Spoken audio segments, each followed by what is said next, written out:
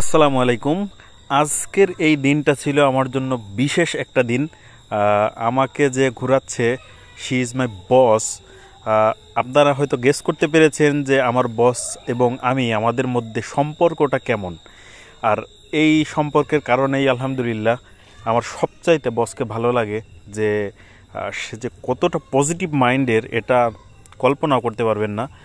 তো এইখানে আমাদের ভেতরে কম্পিটিশনটা ছিল যে সে আমার চোখ আমাকে ছেড়ে দিবে, আমি হাঁড়িটা ভাঙবো।